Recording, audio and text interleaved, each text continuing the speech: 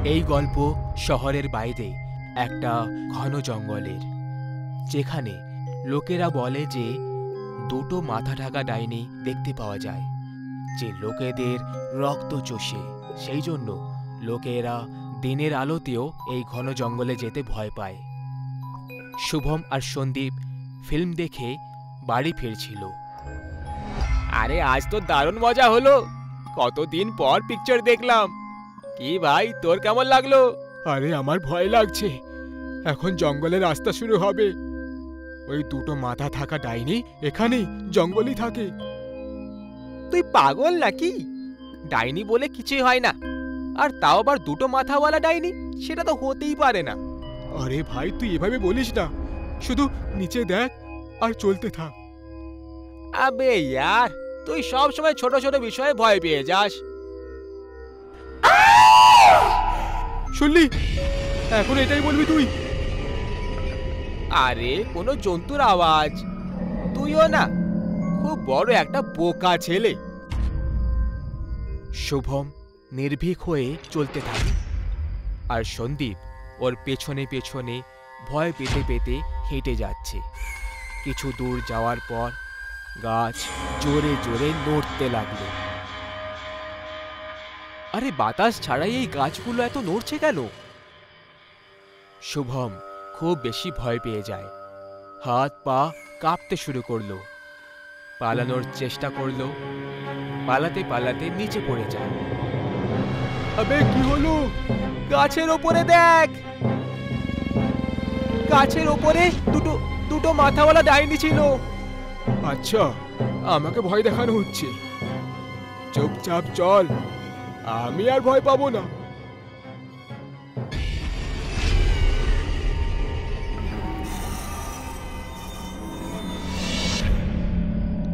তখনই ঝাড় থেকে একটা কুকুর বাইরে এলো। কুকুরের আঘাত লেগেছিল। কুকুরকে দেখে শুভম আরো ভয় পেয়ে গেল। ওর মাথা থেকে ঘাম ঝরতে লাগলো। নিশ্চয়ই দুটো মাথাওয়ালা ডাইনি কুকুরটাকে কামড়েছে। চুপ কর তুই, কোনো জন্তু জানোয়ার হবে। চল তাড়াতাড়ি চল এখান থেকে, জঙ্গল এবার শেষ হতেই চলেছে। দুজনে তাড়াতাড়ি করে চলতে শুরু করল। গাছও জোরে জোরে নড়তে শুরু হয়। দুজনের নজর গাছের উপরে বসে থাকা দুটো মাথাওয়ালা ডাইনির ওপর পড়ে যায়। ভয় পেয়ে দুজনে পালাতে শুরু করে। ডাইনিও একটা গাছ থেকে অন্য গাছে ঝাঁপ দিতে শুরু করে। ডাইনি গাছ থেকে নিচে নেমে চলে আসে আর নিজের হাত আর পা দুটো দিয়ে পালাতে শুরু করে। আরে এসব কি হচ্ছে? পালো! দুজন বন্ধু চিৎকার করতে করতে জঙ্গল থেকে বাইরে বেরিয়ে চলে যায়, আর পেছনে ঘুরে দেখে ওরা দুটো মাথাওয়ালা ডাইনি আর দেখতে পাচ্ছে না। মরতে মরতে বেঁচেছি আজকে। যে দুর্ঘটনা শুভম সন্দীপের সাথে হয়েছে, সেটা তাড়াতাড়ি আগুনের মতো পুরো শহরে ছড়িয়ে গেল।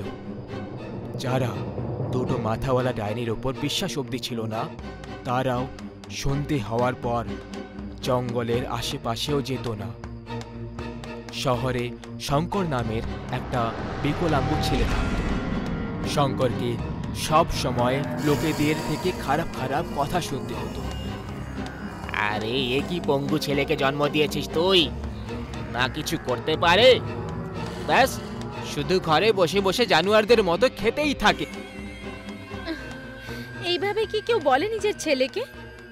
না মা, বলতে দাও। আমি পঙ্গু, এটাই তো সত্যি। হ্যাঁ, এটাই সত্যি। কোথাও গিয়ে তুই সত্যিই মরে যাস না কেন?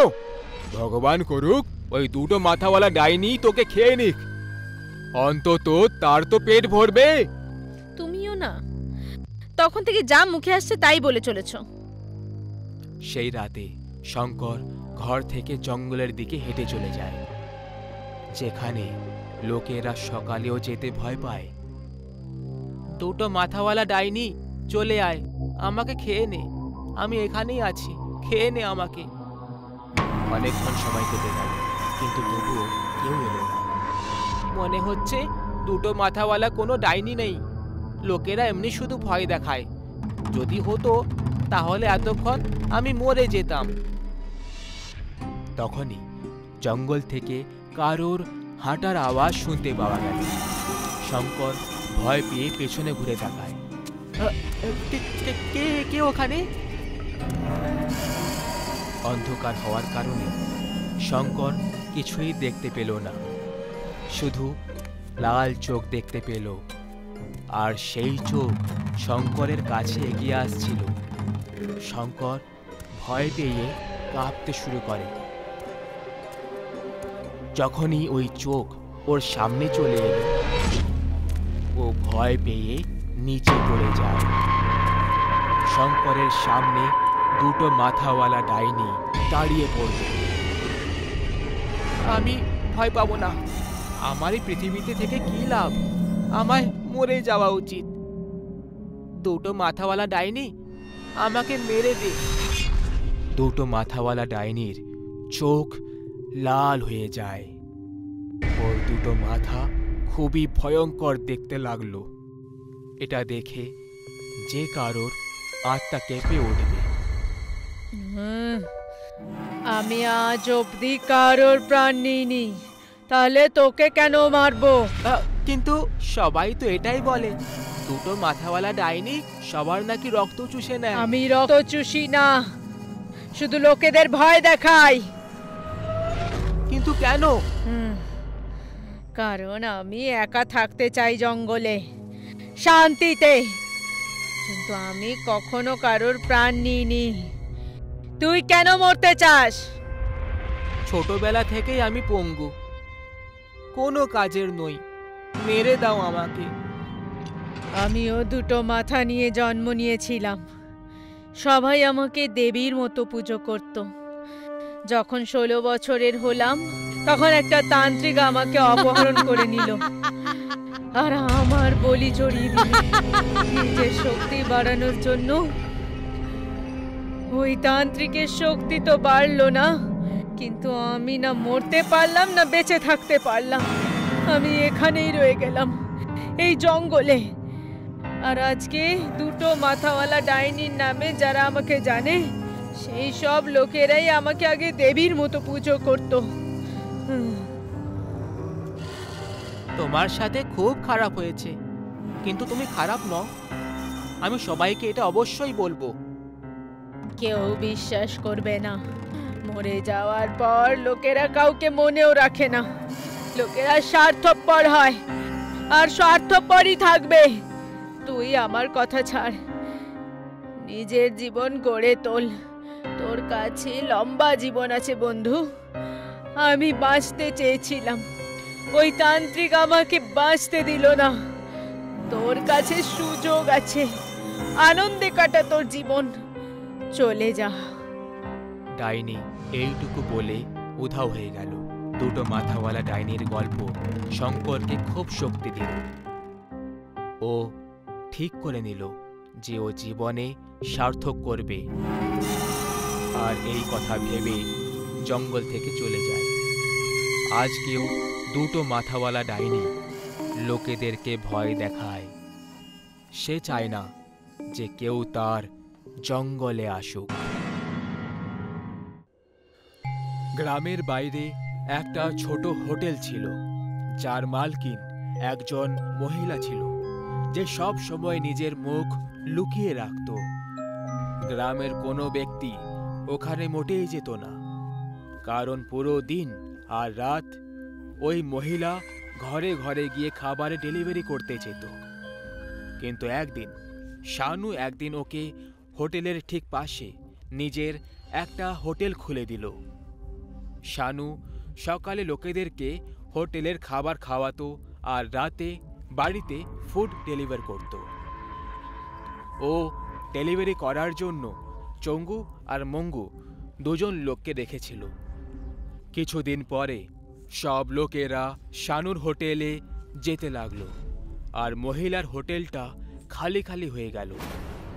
ওর থেকে কেউ ফুড ডেলিভারি নিত না। মহিলাটা শানুর উপরে খুব রেগে যেতে লাগলো। এক রাতে শানু নিজের হোটেলে টাকা গুনছিল। তখনই ও দরজার সামনে একটা ছায়া দেখতে পেয়ে গেল। আরে কে ওখানে? আরে কেউ কিছু বলছে না কেন? হোটেল বন্ধ হয়ে গেছে, কাল সকালে এসো।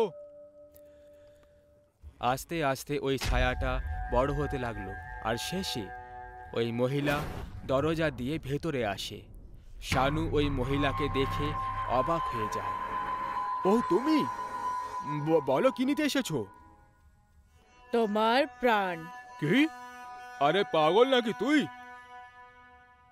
এখন যা, কাল সকালে কথা বলবো। তোমার হোটেলটা বন্ধ করো, না হলে প্রাণে মরবে। শানু ভয় পেয়ে বলল, তুই একা মেয়ে, আমাকে মারবি? যা যা, আমি করব না বন্ধ। শানুর কথা শুনে মহিলাটা খুব রেগে গেল, আর ও নিজের ঘোমটা সরিয়ে নিজের আসল চেহারা শানুকে দেখালো। ওর চেহারা খুবই কুৎসিত আর মারাত্মক লাগছিল। আস্তে আস্তে ওর গোটা শরীর ভয়ঙ্কর হয়ে যেতে লাগলো, আর ওই মহিলা একটা ডাইনিতে বদলে গেল। ওই ডাইনিকে দেখে শানু ভয়ে পালাতে লাগলো। ডাইনি ওর পিছু করলো। শানু রান্নাঘরে গিয়ে লুকিয়ে পড়ল। ডাইনি ওকে খোঁজে হাওয়ায় উছলে দিল আর মাটিতে পটকে দিল। লোকেদের খাবার খাওয়ানোর খুব শখ তোমার, তাই না? এবার তুমি নিজেও খাও। ডাইনি খুব রাগের মাথায় ছিল। ও রান্নাঘরে যত খাবার পড়েছিল সব শানুকে খাওয়ানো শুরু করে দিল। যেভাবে যেভাবে খাবার শানুর পেটে যাচ্ছিল, ওর পেট ফুলে যেতে লাগলো। কিছুক্ষণ পর শানু খাওয়ার জন্য মানা করতে লাগলো, কারণ ওর পেট খুব ফুলে গেছিল। কিন্তু ডাইনি ওকে জবরদস্তি খাইয়ে যাচ্ছিল। শেষে শানুর পেট এত ভরে গেল যে ও একদম হঠাৎ ফেটে গেল। শানুর রক্ত আর শরীরের টুকরো গোটা রান্নাঘরে ছড়িয়ে পড়ল। অনেক রক্ত আর খাবার ডাইনির মুখে গিয়ে পড়ল, আর ও সেই অবস্থায় জোরে জোরে হাসতে লাগলো।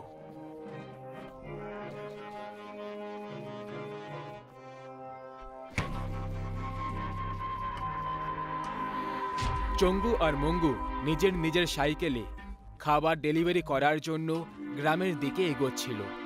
তখনই ওরা হঠাৎ সামনে থেকে একটা ছায়া আসতে দেখতে পেল।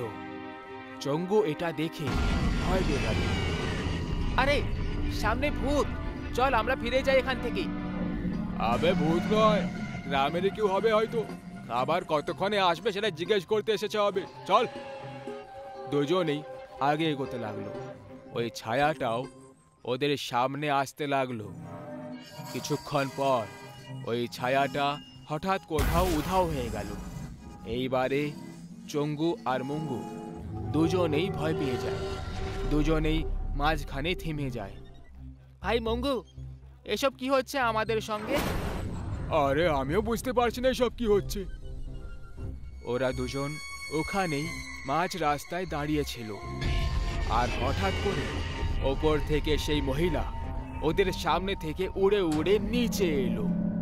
চঙ্গু ভয় পেয়ে চিৎকার করতে লাগলো। চুপ করো, এসব খাবার আমাকে দিয়ে দাও আর পালিয়ে যাও এখান থেকে। না না, আমরা দেব না, এগুলো গ্রামবাসীদের, আর মালিক আমাদেরকে এই দায়িত্ব দিয়েছে। ঠিক আছে, তাহলে তোমাদেরকেও আমাদের মালিকের কাছে পাঠাতে হবে। চঙ্গু যাই হোক করে ওখান থেকে পালিয়ে যায়, কিন্তু মঙ্গু পালাতে পালাতে নিচে পড়ে যায়। ডাইনি মঙ্গুকে মারার জন্য সামনে এগোলো। ডাইনি মঙ্গুকে হাওয়ায় তুলে দিল আর দুটো সাইকেল ওর ওপর ছুঁড়ে মারল। এই কারণে মঙ্গুর খুব আঘাত লাগলো, কিন্তু মরেনি। ওকে জ্যান্ত দেখে ডাইনি আবার দুটো সাইকেল ওর উপরে ছুঁড়ে দেয় আর ওকে আধমরা করে দিল। মঙ্গুর শরীর থেকে খুব রক্ত বেরোতে লাগলো, আর শেষে ডাইনি মঙ্গুকে প্রাণে মারার জন্য ওকে একটা পাথরের ওপর ছুঁড়ে দিল। মাথায় আঘাত লাগার কারণে মঙ্গু ওখানেই মরে গেল। ডাইনি সব খাবার নিল আর এক এক করে ওকে দেখতে লাগলো। এই গ্রামের লোকেরা আমার খাবার না নিয়ে এই শানুকে বেঁচেছিল, এবার তোমাদেরকে এই খাবার খাওয়াতেই হবে। ডাইনি সব খাবার মাটিতে রেখে দেয় আর হাত দুটোকে তার উপরে রেখে জাদু করতে লাগলো। আস্তে আস্তে ডাইনির হাত থেকে ধোঁয়া বেরোতে লাগলো আর সেটা পুরো খাবারের ওপর ছড়িয়ে পড়লো। এটা দেখে ডাইনি জোরে জোরে হাসতে লাগলো।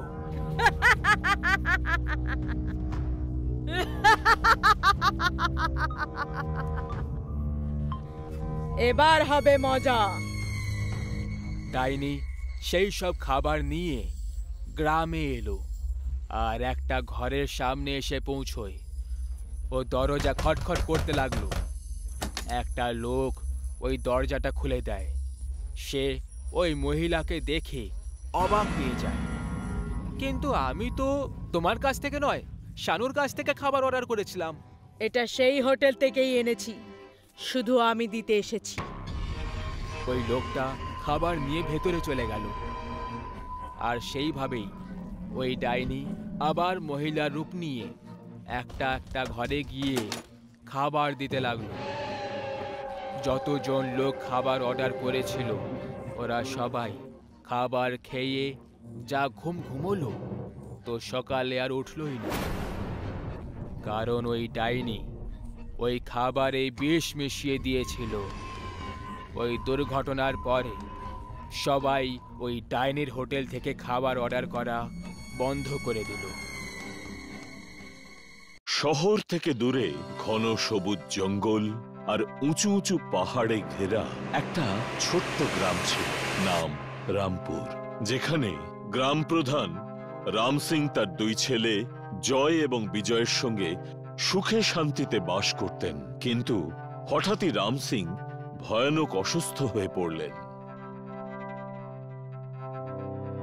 ভাই বিজয়, বাবার শরীরটা দিন দিন একটু বেশি খারাপ হয়ে যাচ্ছে।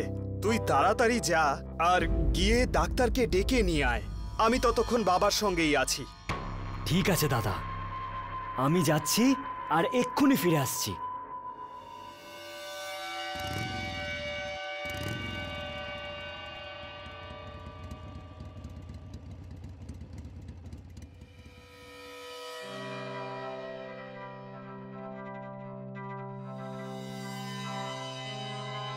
Doctor madam, doctor madam, doctor madam.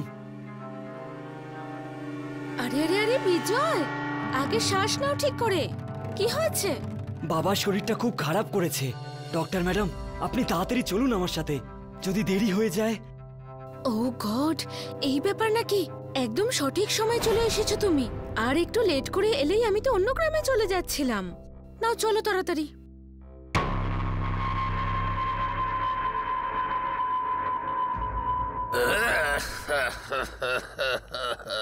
আমি কি আর বাঁচবো না ডাক্তার ম্যাডাম? আরে কি প্রধান মশাই, এইরকম কথাবার্তা বলে কেন নিজের ছেলেদের ভয় দেখাচ্ছেন আপনি? তুমি কেন বয়স্ক মানুষের সাথে মজা করছো? পৃথিবী ছেড়ে চলে যাওয়াটাই তো সব থেকে বড় সত্য, এতে লুকোনোর কি আছে? কিচ্ছু হয়নি আপনার, সাধারণ সর্দি কাশি হয়েছে মাত্র। সত্যি ছোট হোক কিংবা বড়, এখনো আপনাকে অনেক বছর বাঁচতে হবে, এটাই ফাইনাল। বিজয়, এই দুটো ওষুধ তোমাকে আনতে হবে।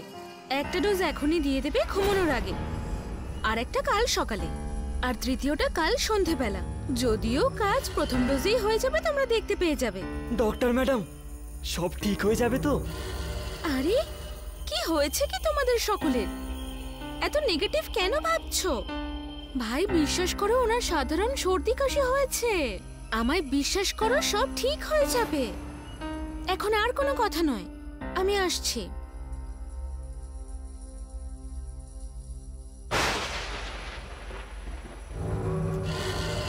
ডক্টর ম্যাডাম, আকাশের অবস্থা খুব খারাপ হতে চলেছে।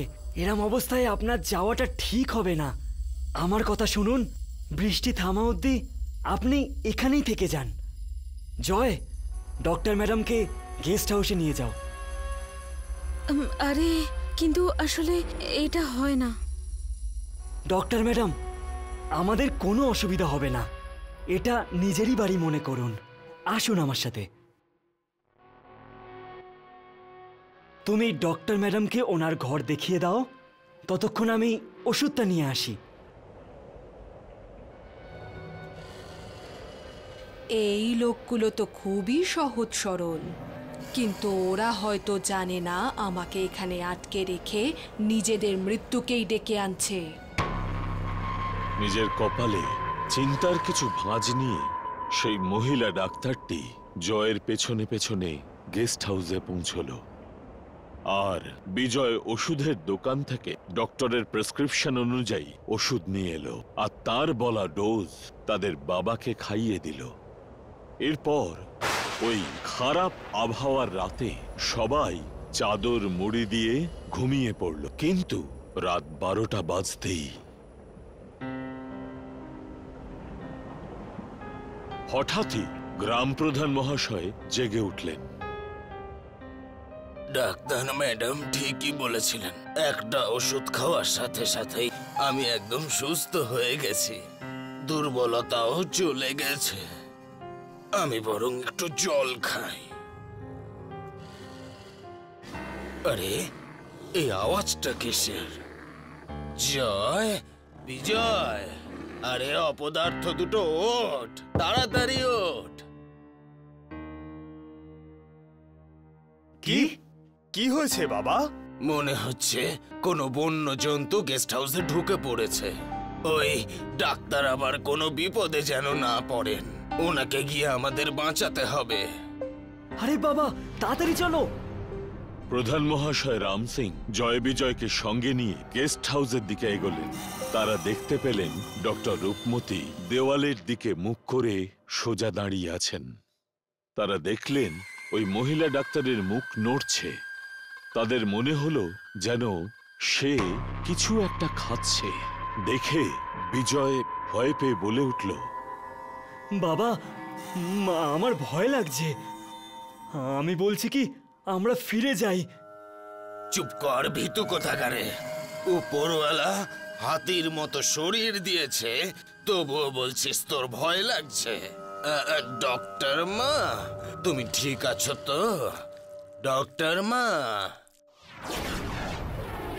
ও মা গো, এ কি দেখছি আমি? আমি যেই হই না কেন, আমার খিদে পেয়েছে। এসো আমার কাছে, এসো। আমি তোমাদের হৃদয়গুলো খেয়ে খিদে মেটাতে চাই। এসো আমার কাছে, এসো।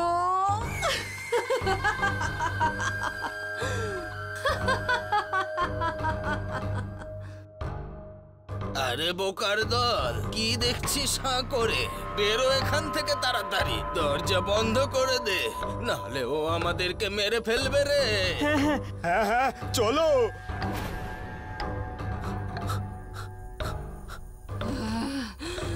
দরজা খোলো, দরজা খোলো।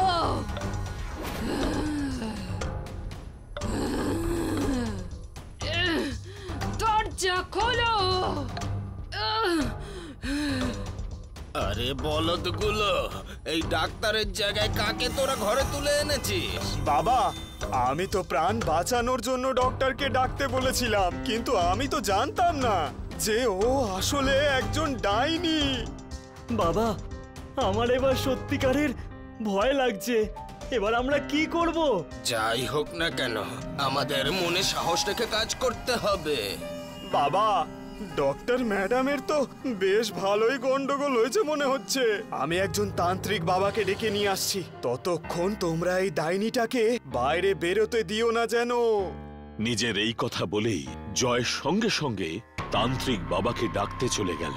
সে চলে যাবার পর গেস্ট রুমের দরজা কিন্তু ওই ডাইনিকে বেশিক্ষণ আটকে রাখতে পারল না।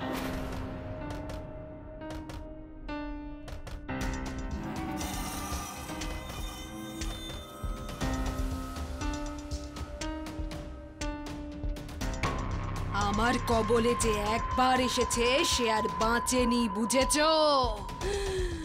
পালাও, দেখি কত দূর পালাতে পারো। পালিয়ে যেখানে যাবে সেখানেই আমি পৌঁছে যাব।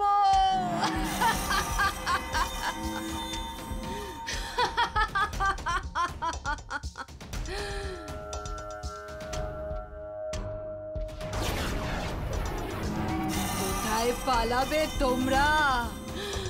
আমি এবার তোমাদের দুজনকে মেরে তোমাদের দুজনের হৃদয় খেয়ে ফেলবো।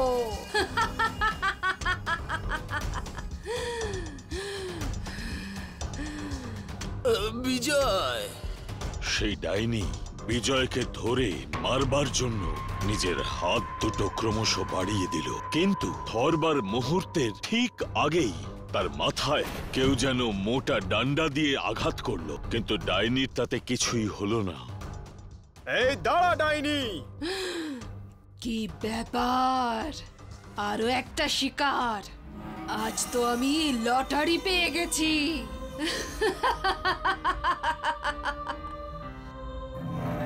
আমার পরিবারের থেকে দূরে সরে যা ডাইনি, তোর শেষ সময় চলে এসেছে।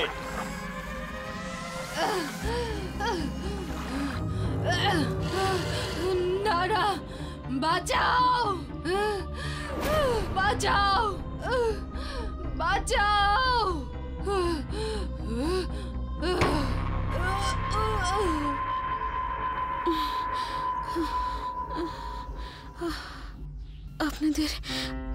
আপনাদের সকলকে অনেক অনেক ধন্যবাদ যে আমায় ভয় পেয়ে দূরে না সরে গিয়ে আপনারা লড়াই করে আমার অন্তরের ডাইনিকে হারিয়ে দিয়েছেন। কিন্তু ডক্টর মা, তোমার এই অবস্থা হলো কি করে? আজ থেকে 10 দিন আগে সন্ধ্যেবেলা গাড়ি নিয়ে বাড়ি ফিরছিলাম, তখনই একটা বিশালাকার গাছের নিচে আমার গাড়ি খারাপ হয়ে যায়। আর ওই গাছেই একটা ডাইনি থাকতো, ও আমায় নিজের বশে করে নেয়। তখন থেকে রোজ রাত 12টার সময় আমি ডাইনি সেজে মানুষকে হত্যা করছিলাম, কিন্তু ভগবানের অশেষ কৃপা যে আপনারা আমায় সেই ডাইনি থেকে মুক্ত করেছেন। আপনাদের সকলকে অনেক অনেক ধন্যবাদ।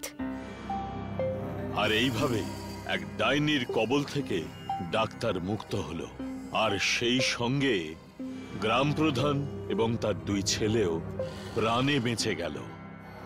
কিন্তু সকলের ভাগ্যে এমনটা হয় না। সৌরভ নিজের স্ত্রী আর 2 বাচ্চার সঙ্গে নিজের পরের জীবনটা খুব আনন্দে হাসি খুশিতে কাটাতে চেয়েছিল। ওর একটা বড় আর খুব সুন্দর একটা ঘরের দরকার ছিল, যেখানে ও নিজের পরিবারের সাথে শান্তিতে থাকতে পারত। এরই মাঝখানে একজন ব্রোকার ওকে একটা ঘরের ব্যাপারে বলল, যেটা শহরের একেবারে কোণে রয়েছে, একদম কোনো ফার্ম হাউসের মতো। ঘর তো সত্যিই খুব সুন্দর ছিল, কিন্তু সমস্যা এটাই ছিল যে এই ঘরটা শহর থেকে অনেক দূরে একদম নির্জন এলাকায় ছিল। এই কারণে এই ঘরের দাম এর আসল দামের থেকে অনেক কম ছিল, যেটা একটা লাভের ডিল হতে পারত। Riya, what do you think? এই ঘরটা আমাদের জন্য কেমন হবে? আমাকে তো খুব ভালোই লাগছে। ঘর তো সত্যিই খুব সুন্দর, কিন্তু প্রবলেমটা হলো যে এই এলাকাটা খুব নির্জন, আর এখানে একমাত্র শুধু আমাদের ঘর হবে।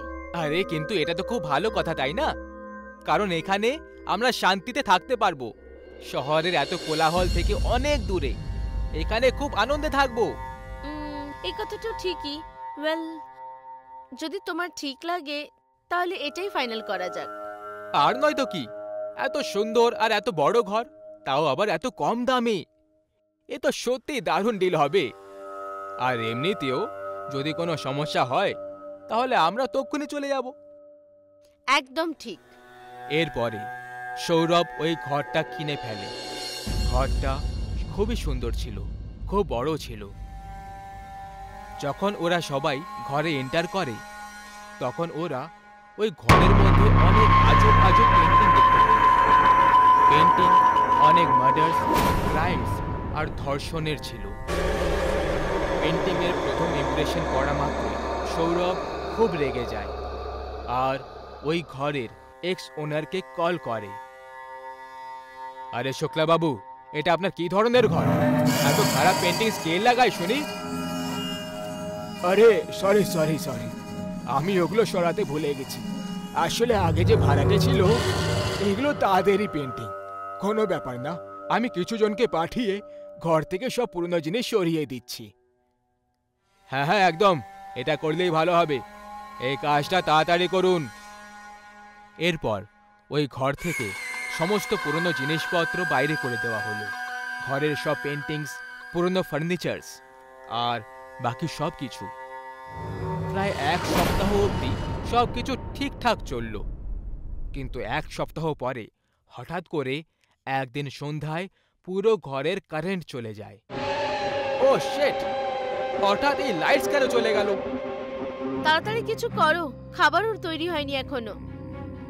রিয়া ক্যান্ডেলস জ্বালানোর জন্য কিচেনে চলে যায় আর ক্যান্ডেলস জ্বালিয়ে নেয়, কিন্তু বারবার ক্যান্ডেলস নিভে যায়। আর তখনই ঠিক ওর পেছন থেকে একটা হাত রাখার অনুভব হয়, যেটা আস্তে আস্তে ওর গলার কাছে এগোচ্ছিল। রিয়া তখনই পেছনে ঘুরে, কোথাও হয়ে যায়। কিন্তু রিয়া নিজের থেকে কিছুটা দূরে একটা লোককে দাঁড়িয়ে থাকতে দেখে, যার হাতে একটা মারাত্মক চাকু ছিল। এটা দেখা মাত্রই ও চিৎকার করে ওঠে। ওর চিৎকারের আওয়াজ শুনে সৌরভ তক্ষুনি ওখানে চলে আসে। আরে কি হলো রিয়া, তুমি এত জোরে চিৎকার করলে কেন? সৌরভ, আমি এক্ষুনি একটা লোকে দাঁড়িয়ে থাকতে দেখলাম, যার হাতে চাকু ছিল, আর ও আমাকে মারতে আসছিল। এলো, এ তোমাকে মারার চেষ্টা করছিল? এ তুমি কেমন আজগুবি কথা বলছো? এখানে আমরা ছাড়া আর অন্য কেউই নেই। না সৌরভ, আমি মিথ্যে কথা বলছি না, সত্যি এই ঘরে কিছু তো গন্ডগোল রয়েছে। তুমি আগে শান্ত হয়ে যাও আর জল খাও। এর পরের মুহূর্তে লাইট চলে এলো আর পুরো ঘর জগমগিয়ে উঠল। এরপরে সৌরভ দেখল যে সবকিছু একদম ঠিক আছে। নিশ্চয়ই এটা রিয়ার কোনো ভ্রম ছিল। এটা শুধু একমাত্র একটা ঘটনা ছিল না যেটা ওরা এই ঘরে অনুভব করেছিল। এরপর থেকে তো একের পর এক এমন ঘটনার জন্ম নিল যেটা কোনো সাধারণ মানুষের জীবনটাকে নষ্ট করে দেয়। প্রায় টেবিলে রাখা কাঁচের গ্লাস নিচে মাটিতে পড়ে যেত, যে কারণে ভাঙা কাঁচ নিচে পড়ে রয়ে যেত। সব জিনিসপত্র নিজের জায়গা থেকে নিজের থেকে সরে যেত। রিয়া প্রায় নিজের মেয়েকে একা একা বিড়বিড় করতে শুনতে পেত। এইভাবেই একদিন সকালে রিয়া যখন লিভিং এরিয়াতে এলো, তখন ও নিজের মেয়ের মুখ থেকে যেটা শুনল সেটা শুনে ওর হুঁশ উড়ে গেল। না, আমরা এখান থেকে কোথাও যাব না, এটা আমাদের ঘর। আমিও দেখবো তুমি কিভাবে আমাদেরকে ঘর থেকে বাইরে বার করো। মুন্নিকে এই কথা বলতে দেখে রিয়া খুব অবাক হয়ে রয়ে যায়। ওই কথাটা সৌরভকে গিয়ে বলল, কিন্তু সৌরভ ওকে বাচ্চার একটা মজার ছেলে খেলা ভেবে একেবারে চোখের আড়াল করে দিল। কিন্তু এখন খুব তাড়াতাড়ি এই ঘরে সেই মারাত্মক রাত আসতে চলেছিল, যেটার মুখোমুখি এর আগে এই ঘরে পুরনো ভাড়াটেরা করেছিল। আজ অমাবস্যার রাত ছিল, যখন কালো মেঘ ছেয়ে গেছিল। পুরো পরিবার নিজেদের রুমে শান্তিতে ঘুমোচ্ছিল। তখনই দরজায় একজন খটখট করল। খটখট আওয়াজ শুনে রিয়া হঠাৎ অবাক হয়ে রয়ে যায়, আর দরজায় কে আছে এটা দেখার জন্য ও দরজার দিকে এগিয়ে গেল। কিন্তু তখনই ও মনে মনে এটা ভাবল যে এইভাবে মাঝরাতে দরজায় খটখট করাটা এটা সাধারণ ব্যাপার না। সেই জন্য সোজা দরজা খোলাটা উচিত হবে না, আগে জানলা দিয়ে দেখে নেওয়া উচিত। যখনই রিয়া জানলাটা হালকা সরিয়ে বাইরে উঁকি মেরে দেখল, ওর চোখ দুটো একেবারে খোলাই রয়ে গেল। একটা মাথা না থাকা লোক একটা কুড়ুল হাতে নিয়ে বারবার দরজা পিটে যাচ্ছিল। বারবার এই আওয়াজ আসার জন্য সৌরভও জেগে গেল আর বাইরে লিভিং এরিয়াতে চলে এলো, যেখানে ভয়ের চোটে রিয়া তখন ব্যাস নিজেকে সামলানোর চেষ্টাই করছিল। রিয়া, কি হয়েছে? তুমি এইভাবে পুতুলের মতো কেন দাঁড়িয়ে আছো? তখনই ঘরের চারিদিক থেকে ভয়ঙ্কর আওয়াজ গর্জন করতে লাগলো। হঠাৎ এটা শুনে সৌরভও একদম অস্থির হয়ে পড়ে। তখনই ওর নজর সামনে রিয়ার উপর পড়ে যায়, যে নিজের চুল দিয়ে মুখটাকে ঢেকে নিয়েছিল। এই আওয়াজগুলোর মাঝখানে হঠাৎ ওর নিজের বাচ্চাদের কথা মনে পড়ল, যারা রুমের ভেতরে একা ছিল। সৌরভ দৌড়তে দৌড়তে নিজের রুমের দিকে গেল, কিন্তু দরজা অবধি পৌঁছানোর পরে ওর একটা জোরে ঝটকা লাগলো। দেখলো ওর বাচ্চাদের মধ্যে কোনো শয়তান আত্মার প্রবেশ করে গেছে, আর তারা রুমের দেওয়ালে কোনো টিকটিকির মতো চলে যাচ্ছে। এটা দেখে ও একদম হতবাক হয়ে রয়ে যায়। ঘরের পরিবেশ থেকে আসা সেই ভয়ঙ্কর চিৎকার থামার নামই নিচ্ছিল না। সৌরভ দৌড়ে দৌড়ে আবার নিচে রিয়ার কাছে চলে যায়, কিন্তু রিয়া তো ওখান থেকে উধাও ছিল।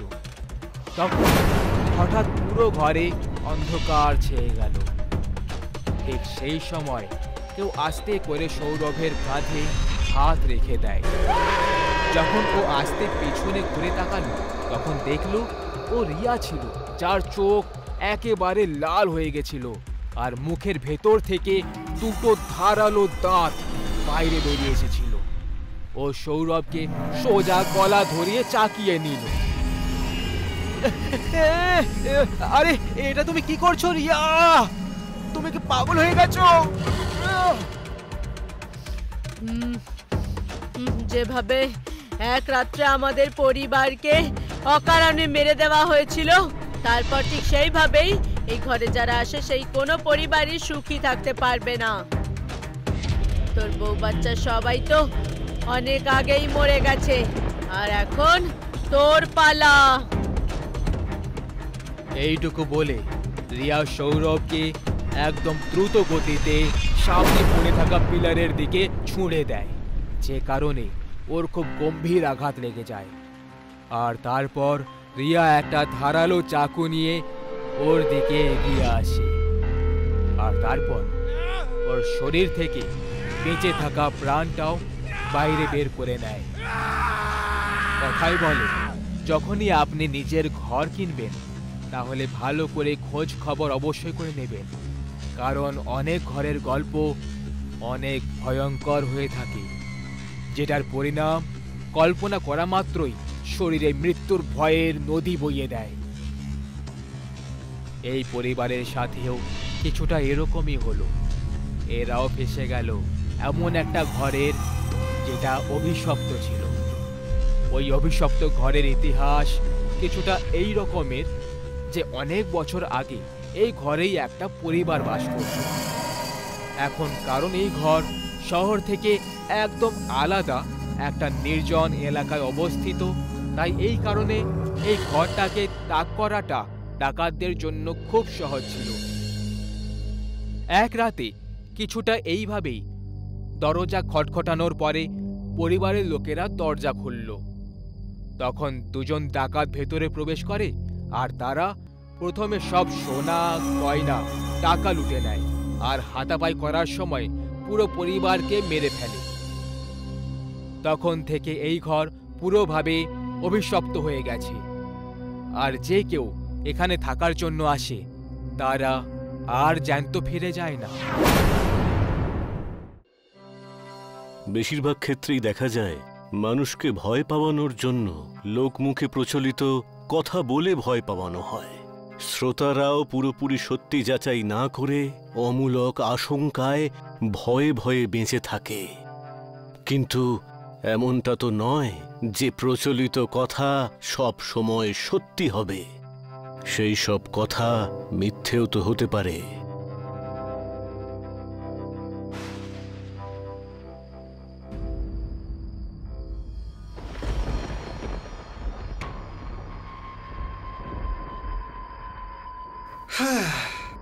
সোহম সকালেই বলেছিল যে মহলটা ভালো করে পরিষ্কার করে দিতে। কিন্তু আজ জমির কাজ করতে করতে এতটাই দেরি হয়ে গেছে যে সকালের কাজটা এখন রাতেই করতে হবে আমাকে। বিনোদ বাবু, আজ তো তোমার রাতের ঘুম আর হলো না।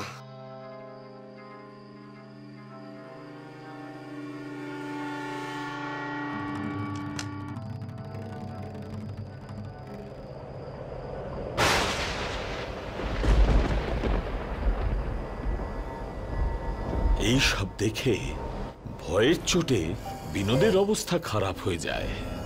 তারপরেও সাহস দেখিয়ে বিনোদ সামনে এগিয়ে যায়। আর ঠিক তখনই বিনোদের একেবারে সামনে ওপর থেকে একটা ভয়ঙ্কর ডাইনির মুখ চলে আসে, যা ভয়ঙ্কর চামচিকের মতন তার সামনে নড়তে থাকে। সেটা দেখে বিনোদের কপাল দিয়ে ঘাম বেরোতে থাকে। দুজনেই দুজনের দিকে তাকিয়ে থাকে।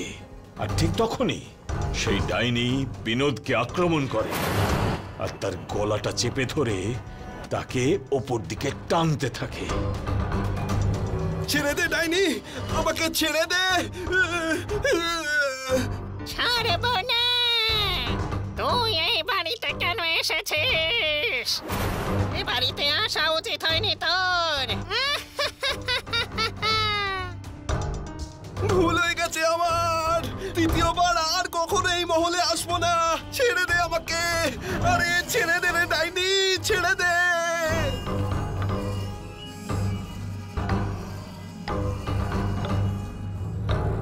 আরে আরে বিনোদ ভাই, সামলাও নিজেকে। কি হলো? আরে এত ভয় পেয়ে আছো কেন? সব ঠিক আছে তো? ডাইনি, সোহম বাবু, ওই মহলে ডাইনি আছে। ডাইনি? আরে কি বলছোটা কি? সত্যি বলছি সোহম বাবু, নেহাত আজ আমার ভাগ্যটা ভালো ছিল, তাই আমি বেঁচে ফিরে এসেছি। না হলে ওই ডাইনিটা আমাকে তো মেরেই ফেলেছিল। বাবু, তুমি তোমার মহলের চাবি রাখো। আমার দ্বারা এই মহল পরিষ্কারের কাজ আর হবে না। আমি তো বলবো তোমাকে যে যদি তুমিও বেঁচে থাকতে চাও তাহলে যত তাড়াতাড়ি সম্ভব ওই মহলের মায়া তুমি ত্যাগ করো। যদি ওই ডাইনিটার হাতে পড়ে যাও তাহলে তো তুমি শেষ, এটা মনে রেখো।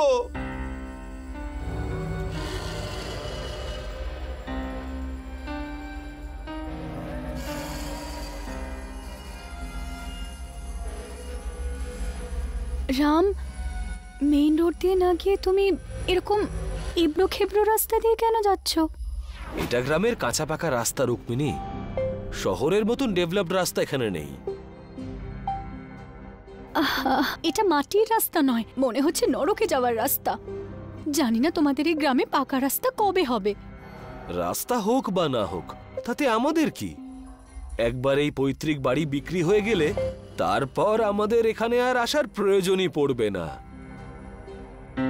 রাম আর রুক্মিণী বাড়িটা বেচার জন্য তো আসছিল, কিন্তু ওরা জানতো না যে তাদের ওই পূর্বপুরুষের বাড়িতে ডাইনির রূপে তাদের মৃত্যু অপেক্ষা করছে। এখন দেখার বাকি রইল এটাই, ওদের দুজনের সঙ্গে ঠিক কি ঘটে।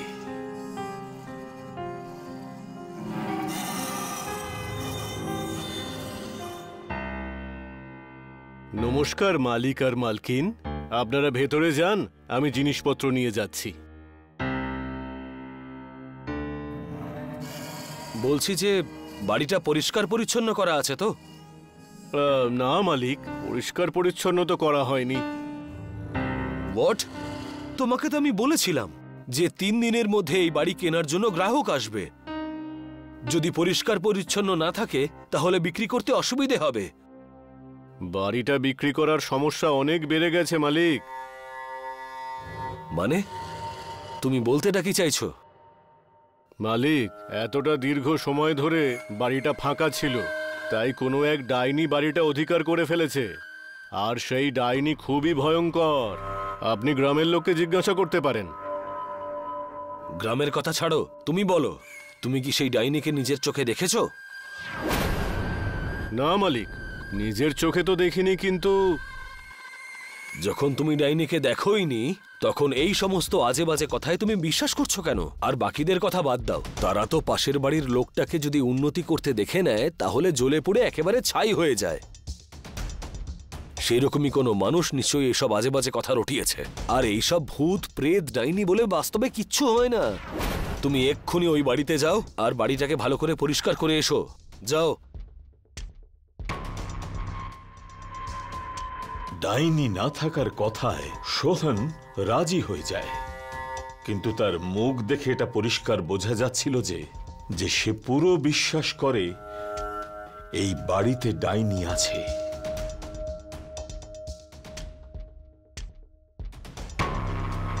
কি ভাবছো রাম? ভাবছি যে আমিও একবার ওই বাড়িতে গিয়ে ঘুরে আসি। একবার গিয়ে দেখাই যাক যে এই ডাইনির গল্পের পেছনে কোন সত্য লুকিয়ে আছে। এসব আজে বাজে কথা নিয়ে ভেবো না তো তুমি রাম, বিশ্রাম করো।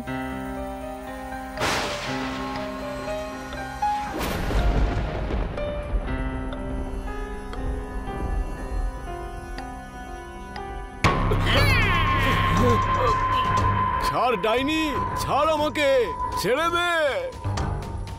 ডাইনি, ডাইনি, বাঁচাও, বাঁচাও আমাকে, ডাইনি। দাঁড়াও, দাঁড়াও বলছি। আরে কি হয়েছে? ডাইনি, মালিক ভেতরে ডাইনি আছে, পালান এখান থেকে তাড়াতাড়ি। আমরা এখান থেকে কোথাও যাচ্ছি না, সামলাও নিজেকে। এখন সামলানোর নয়, পালাবার সময় মালিক।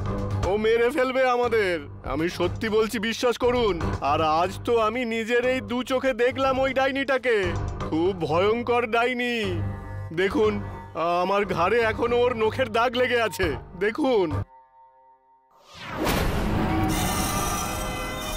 রাম, ওই দেখো। আরে কোথায়?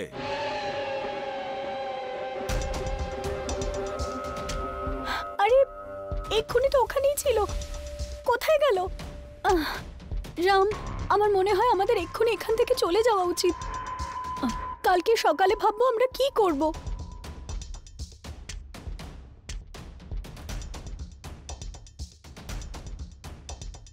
আমি সত্যি বলছি রাম, প্রথমে আমিও এগুলোতে বিশ্বাস করছিলাম না, কিন্তু কালকে সোহনের সাথে যেটা ঘটলো আর যেটা আমি নিজের চোখে দেখলাম, তারপর আমিও দৃঢ় বিশ্বাস নিয়ে বলছি তোমাকে, এখানে কেউ তো আছে।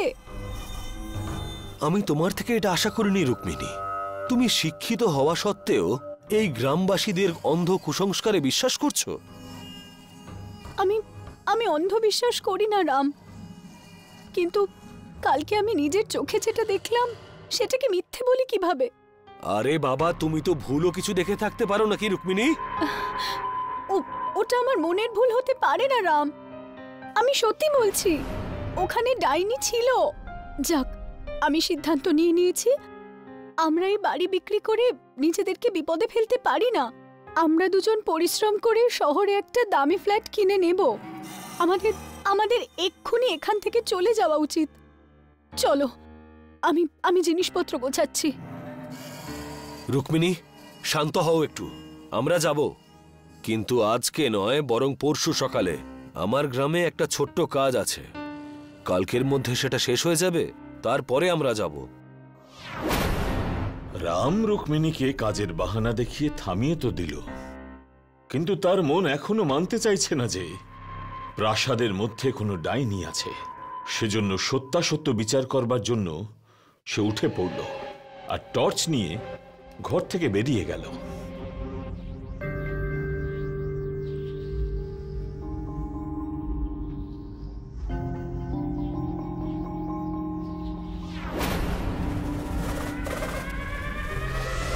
রাম ওই বাড়ির মধ্যে ঢুকে টর্চের আলো ফেলে ডাইনির ব্যাপারটা বুঝতে গেল, আর তখনই সে দেখতে পেল সারা হলের মধ্যে মুরগির হাড় পড়ে আছে, আর কিছু বোতলও দেখতে পেল।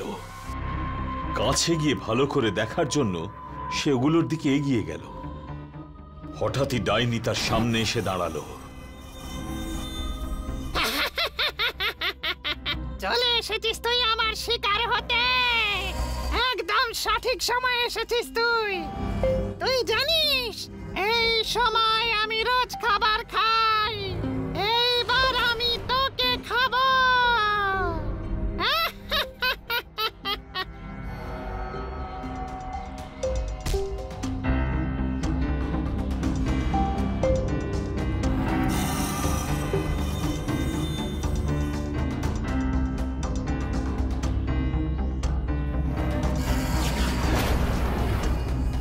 ক্ষমা করে দাও দাদা, আমাকে আমাকে ক্ষমা করে দাও। শ্যাম, তুই?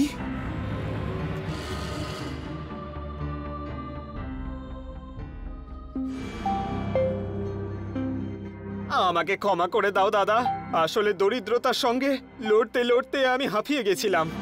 সেই জন্য আমি এই মহলে, যেটা আপনার নামে রয়েছে, এতে ডাইনির উপদ্রব আছে বলে আপনার থেকে কম দামে কিনে আমি বেশি দামে বেচতে চেয়েছিলাম। সেই জন্য আমি এইসব করেছি। আমি ভুল করে ফেলেছি দাদা, আমাকে ক্ষমা করে দিন প্লিজ। আমরা মানুষেরা ভুল করতে আর সেই ভুলের থেকে শিক্ষা নেওয়ার জন্যই জন্মেছিলাম। তুই তোর নিজের ভুল বুঝতে পেরেছিস, এর থেকে ভালো বিষয় আর কি হতে পারে বল? হতে পারে আমি খুঁড়তো দাদা, কিন্তু সম্পর্কে তো আমি তোর থেকে বড়, তাই তোর এই পরিস্থিতিটা আমি এড়িয়ে যেতে পারবো না। সেই জন্য আমি তোকে কথা দিচ্ছি যে এই বাড়ি বিক্রি করে যা টাকা পাওয়া যাবে তার থেকে অর্ধেক অংশ তুই পাবি। ধন্যবাদ। তাই শোনা কথা মানুষ বিশ্বাস করবার আগে একবার তো সত্য জানবার জন্য চেষ্টা করাই উচিত। যেটা রাম করেছিল, তার একটা চেষ্টার কারণে আজ তাদের দুই ভাইয়ের মধ্যে লোভ আর স্বার্থপরতার যে দূরত্ব ছিল তাও শেষ হয়ে গেল। সেজন্য মুশকিল আর ভয়কে শেষ করবার চেষ্টা করুন, সেগুলোর থেকে দূরে পালাবেন না। যদি আপনাদের কাছেও এরকম কোনো সত্যিকারের গল্প থাকে তাহলে আপনারা আমাদের কমেন্ট বক্সে সেটা আমাদের সঙ্গে শেয়ার করতে পারেন। যদি আপনার অভিজ্ঞতা আমাদের ভালো লাগে তাহলে আমরা সম্পূর্ণ চেষ্টা করব সেই গল্পটিকে একটি সুন্দর দৃশ্য রূপ দেওয়ার জন্য। বিদায় নেওয়ার আগে একটাই রিকোয়েস্ট, আমাদের চ্যানেলকে লাইক আর সাবস্ক্রাইব করতে ভুলবেন না। আর প্লিজ নোটিফিকেশন বেলটাকেও প্রেস করে দিন যাতে আমাদের সমস্ত ভিডিওস আপনারা সময় মতো দেখতে পান।